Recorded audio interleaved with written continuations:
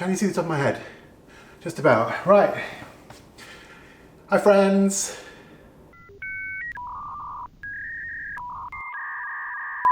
Today I'd like to have another go at doing an axe. If you've been following my progress, you might have seen me make this bronze axe. As a first go, I'm so chuffed with it, but it's got a very thin patch on one side where the core didn't work, or I didn't do the runners properly. I'm not really sure. I'm learning as I go. And I used a 3D print for this, so it looks pretty good, but my next axe I think is a bit more historically accurate and more awesome looking. So I think this is a more of a Saxon, early Saxon stroke Viking design with a slightly longer bottom point than top point. And it's got these nice pointy bits here. It's got a slightly smaller handle. So the handle hole on this one was just enormous. This one I actually did copy off the British Museum. So this is 4.5mm approximately. I'm hoping that's thick enough that the bronze will get to it and run round and sort of make a nice solid handle hole. I'm sure there are words for all these parts of an axe. I will put it up on the screen now if there are lots of words. This took me ages to design. This took me like 4 or 5 hours. What's interesting about this one is this one didn't have any draft to the hole, meaning that the hole on the top is the same as the hole at the bottom. And that's not ideal for an axe because when you're swinging the handle, it's quite easy for the handle to fly off. Flies off, kills someone. Flies off, kills someone. Even if you wedge it, what you really need is a hole that's bigger at the top, and then you expand the wood to fill that hole, and that way the wood is then kind of a wedge. You've got the handle and then the wood expands, and there's no way, unless that wedge falls out, there's no way the axe can fall off the end.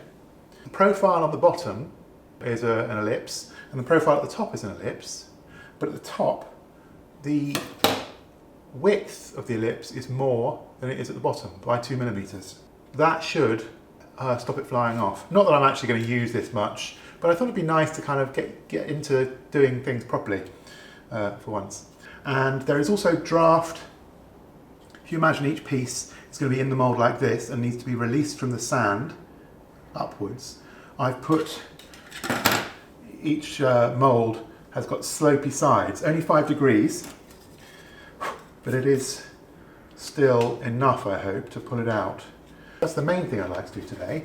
I'd like to make some more of these and maybe give it to a YouTuber that I think is awesome. I won't say who it is yet. I'll wait to see how good the result is before I say or give it to him. This was the one I made and it's great. I love it. It's my first ever bronze casting. But because I put no draft in the triangle of sand stayed in the pattern when I removed it, which meant that the bronze also filled up the triangle and it didn't make a nice play button triangle like this. So what I've done is I'm going to try and make a slightly fancier version, slightly smaller, but it's double-sided, so it's properly lovely and smooth on both sides like a cushion, and there is draft, there's 5-degree draft on all the triangle sides. So it might be better, it might be terrible again. And it's in 2 halves, and I've put a little key on it this time. When I did the gear knob, I didn't have a locking mechanism, and I think I put one like that, and then the next one I put like that.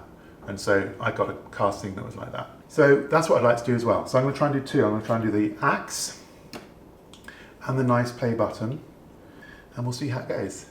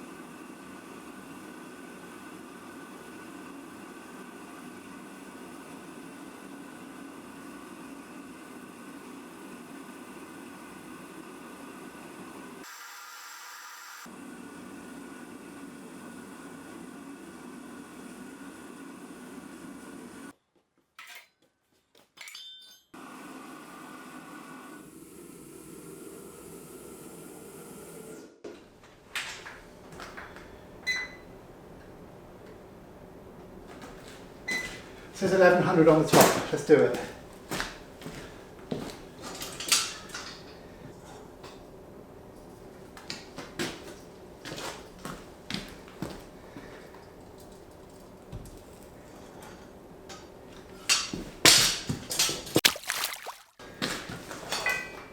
It's quite a lot of crud on the top.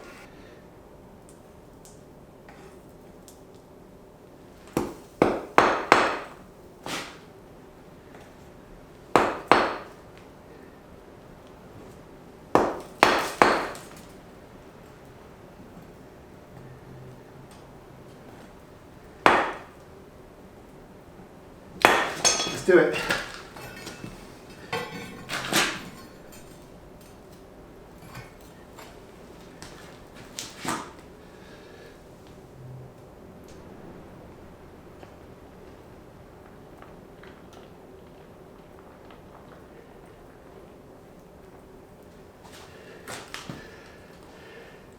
God, it's amazing. Orange. It's like glowing orange.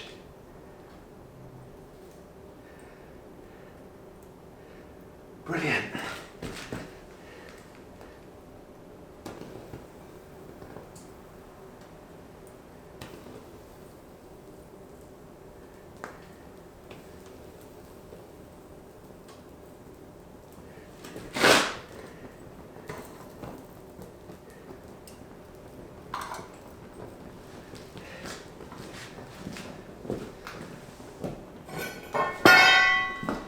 Hooray! No one exploded. Oh, okay. That was a stressful afternoon. I've still got to go for a 10-mile run in the dark. So, potentially quite a few problems there. On the play button, the little triangle seemed to be good, but as I lifted it up, I think I must have twisted slightly. Anyway, the triangle sheared off at its base. So there was a crack all the way around. I did try and gently push it back into the sand and make it stick. I'm slightly worried that when I pour in the metal, which is quite heavy, that rushing tidal wave of metal is going to knock that weak triangle off its base. But we'll see, maybe it'll be fine. I think the core, well, obviously the core wasn't the best. It was kind of friable and broken, and I kind of winged it as usual. Who knows? I think there might be a hole there, but whether it's only on one side of the axe or the other, or if maybe the fluid bronze didn't get round, I don't know. Anyway, it was brilliant fun. The furnace worked well. I'm getting the hang of it now. You kind of have to increase the air as you go. When you first light it, you can't whack it up to 40 psi. It just smokes horrendously. So you start it slow, it gets warm, then you turn up and up and up and up. And I've got to kind of juggle when my air compressor's on or air compressor's off. Oh, another thing that was no good. I've really got to think of a way so when I removed this, it came out in one, it didn't separate. I've got to get these pins sorted. I mean, they're a great idea for alignment, but they stick it together too well. Weirdly on this one, because it was reasonably thin, and because of the way PLA is under stress as it cools, there's a bit of a warp. So I made the pins a little bit tight, so it kind of brung it to get back together. But it meant that when I wanted just one to come off, I took both. Nice little PLA model though. I wonder how far down it got. We'll see. All right, I'm gonna go for a run. Woo! Okay. I didn't do a 10-mile run, I did a 10k run. I didn't have time to do 10 miles and it was very dark, and luckily I only did 10k because my head torch ran out after about 6k. So actually the last 4k in the dark. Time to have a look and see how terrible this was. The first disaster was being such a noob. This is obvious really, but I put the first frame, can't remember what it's called, on upside down, and from then on I was trying to catch up. Okay, Let's do it. So, just to recap, the triangle on the play button may have sheared off, and the cores on the axe were dodgy at best.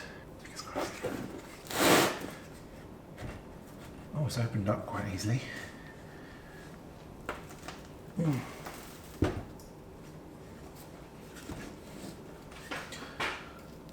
Oh. Oh, that's the back of the play button. Can't tell yet. Oh, look at the bronze didn't go to the edge. Oh, what a shame. Ooh. This side of the core looks all right. Let me take it out of the frame. Okay, come on, play button.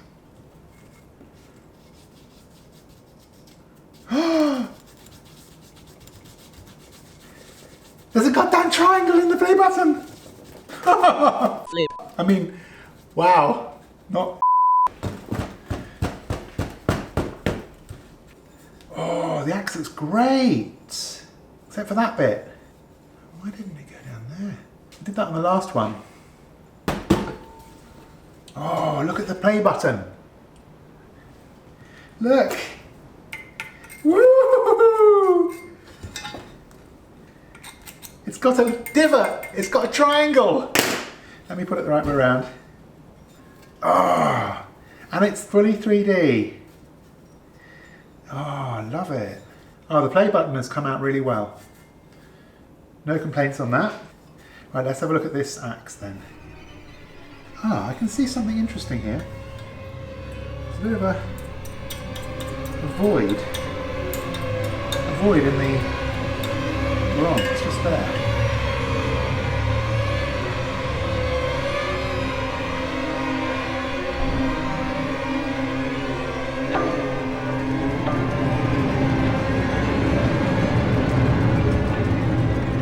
See the play button, so that's brilliant. The axe, it should have come to about here. Kind of missed this bit. Okay, so a bit of bronze has kind of spilled where the core wasn't, you know, where it kind of fell apart. But hopefully, if I can grind that bit off, the kind of nice pointy shapes are there.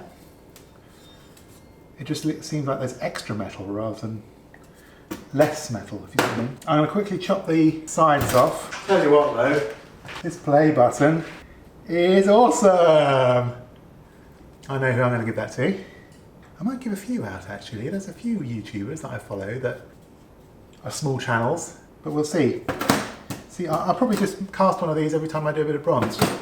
Alright, let me see if I can get a chisel. Ah, so it looks like it's good and solid, but actually it's hollow. That hollowness has gone on to one side. Oh, it's tricky this, isn't it? I think I need to sort my cores out. So this bit is thinner than it ought to be. It ought to be this thick, about 4mm, but it looks like it's about 2, yeah, 2 at its thinnest. How do I sort that out? Tips would be much appreciated.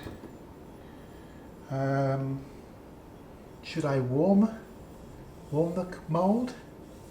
I can barely get the mould together in time, let alone warm it. I love the heat. What is that, a heat pattern? It's like a rainbow. It's just lovely. So the idea of the core is working. It stops bronze going where the core was, but I really need to sort out the quality of it. It's the next day. Today I thought I would polish up this, tidy it up a bit. I'm going to leave the centre of the triangle nice and rough and just polish up the rest of it. I'm going to kind of do a post-mortem on these. Interestingly, I've just realised that they're both suffering from exactly the same problem. The top half of the mould is sort of hollow or receiving less bronze. I'll cut it open and have a look in a minute. But I've just watched a really interesting video by SWB Weeb, and he cast a bell, bronze bell, and it's a brilliant video. I'll put a link in the description.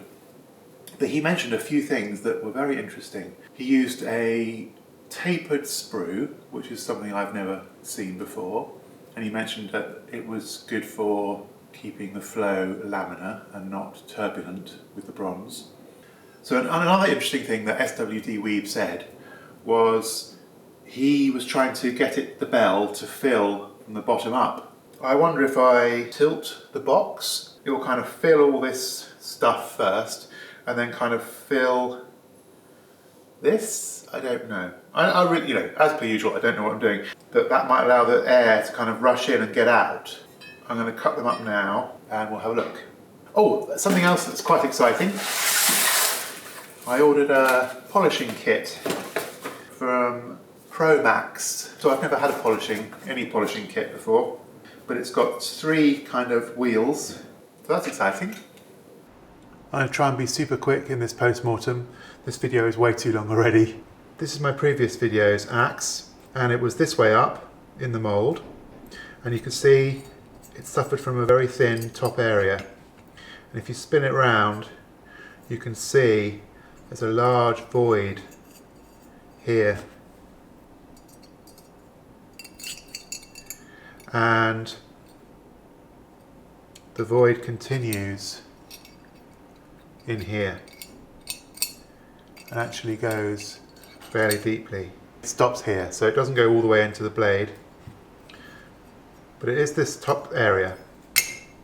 And on today's axe, bottom is fine.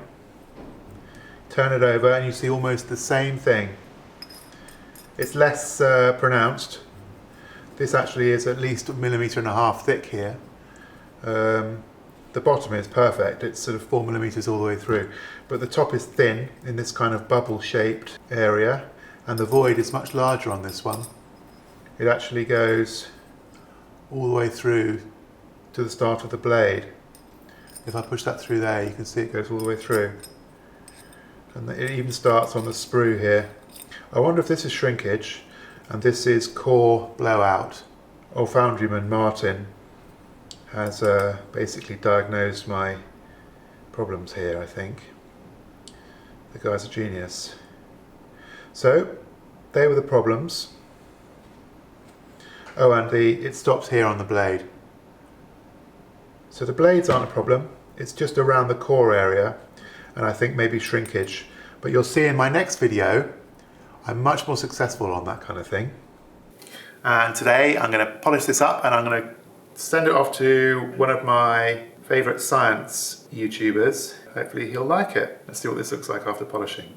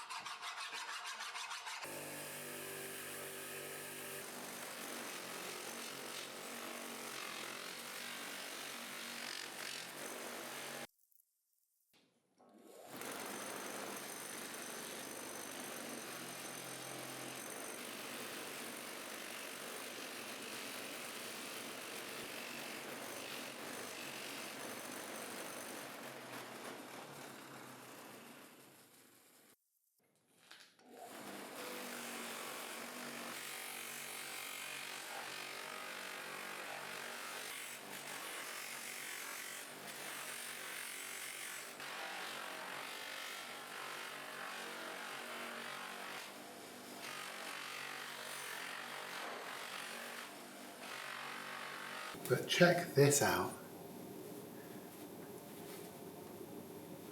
How cool is that? The polishing kit was incredible. At first I was a bit dubious. You can't complain about that. It is literally a mirror finish. And I think it's good enough. I think who I'm going to give it to will be well chuffed. It's a little bit slippery, so I don't want to drop. I have dropped it once onto the concrete floor, which was a terrible moment. So that's it. So on the back, I've left it less filed, so you can see the kind of how it was made. You can see the 3D printed steps and everything. But from the rim onwards, I've given it a really high polish. I'm going to call it a day there. So the axes, let me wrap that up and put it in my pocket. Don't want that getting scratched. So the axes were a bit of a disaster, but good thing about this hobby, I have noticed, is you can cut things up and remelt them. I'm going to try and perfect my skills on this Saxon Viking one that I have here, this one, and get that decent. And then I'm going to go ahead and make a model of Ragnar Lothbrok's axe from Vikings. I've no idea how historically accurate that is, but it's a very unusual shaped axe. It's got a very long beard. It's very thick, so it might cast quite well. But Ragnar Lothbrok is hard as, and his axe is pretty awesome. And the show Vikings is just brilliant. I'm well into it. So that'll be a bit of fun. Please subscribe. Thumbs up if you liked it. Oh, sorry, when I hear whoever has received it likes this, then I'll put his name down in the description. So if you want to read it, you can see who's received it, and then maybe you can go and see his channel and give him a thumbs up and maybe subscribe. He's a great guy. He's all about promoting science. I'm kind of sick of the anti-science movement that is seemingly gaining momentum, and I really appreciate his stance and his work in kind of crushing it. Anyway, bye.